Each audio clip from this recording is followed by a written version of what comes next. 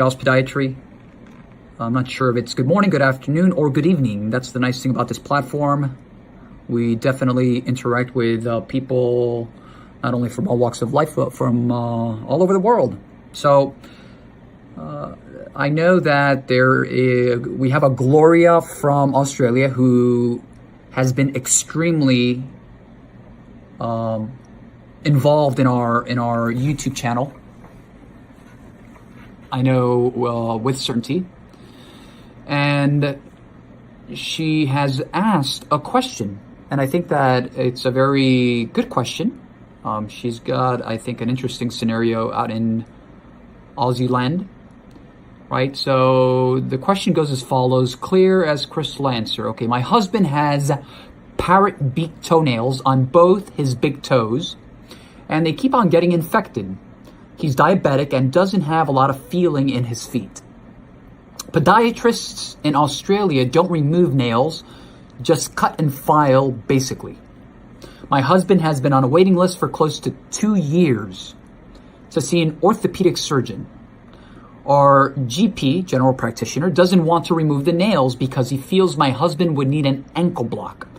Could you maybe have an explanation for the reason? I have watched quite a few videos on nails being removed from diabetic patients and have never seen the need for this procedure. The podiatrist my husband sees has to keep cutting out the ingrown nail, and sometimes when she starts cutting out, comes the pus, and then he is back on antibiotics. It's a vicious cycle. Thanks for your answer in advance. Gloria, number one, thank you for following us. I'll start off by saying my heart goes out to you and your husband. Clearly, there are different scopes of practices all throughout the world, in different countries, in different states, even here in the United States of America.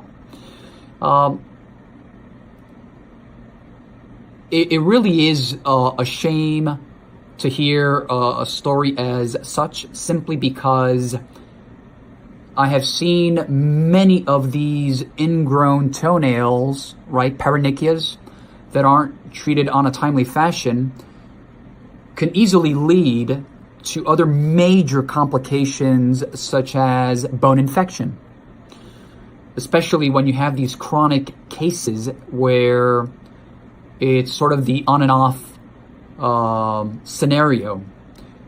In respect to if I have an explanation for the reason that the general practitioner doesn't feel comfortable and would need an ankle block, there are several reasons that do come to mind. I guess every case is different, right? Talking out loud, how is the vascular status of the patient? How does the patient have his or her diabetes under control?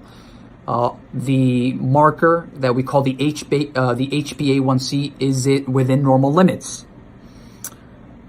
And I can go on and on and on. Obviously, there's an element of, liability, possibly. But what's truly unfortunate and mostly striking is the fact that, I know that this is not the first time you express your concern to me on our platform. Obviously, you and I both know this, but it really is a shame that individuals, human beings, right, need to wait 2-3 years to be seen by an orthopedic surgeon because the wait is that long. It's really hard to understand and really understand that. It's really, really difficult, right? Because I know that in the back of my mind, there's always a possibility of, like I said before, that there could be, serious ramifications. So why the ankle block? I'm not really sure, right? An ankle block, aside from, it's a relatively easy regional block, but I'm not really sure, right? Everyone has their own reason for their madness, so I'm not really sure. But now looking away from your question here, no question, what we always do is obviously control infection is at the top of the list. Control infection, eliminate pain. We do see a lot of diabetic patients with these, like you like to call the parrot beak toenails, where they're so extremely dystrophic that they basically incurvate, right? They kind of just go into the skin. And yes, we do have the good fortune of having many podiatrists here in the United States, that if you can't get a hold of one, I'm sure you will find another that will probably take care of the problem. But it's really unfortunate. My heart goes out to you guys. I'm sure that your husband is not the only one with this problem. I'm sure there's a lot of people on this same boat as you guys. But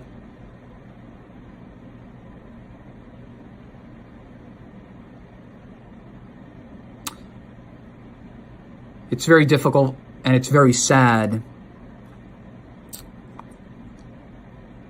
to hear stories like this. One of the wonderful things about this platform is that I feel like I know a lot of you guys, right? Through your stories, through your emotional stories, and I've truly enjoyed this entire this entire journey, and I really appreciate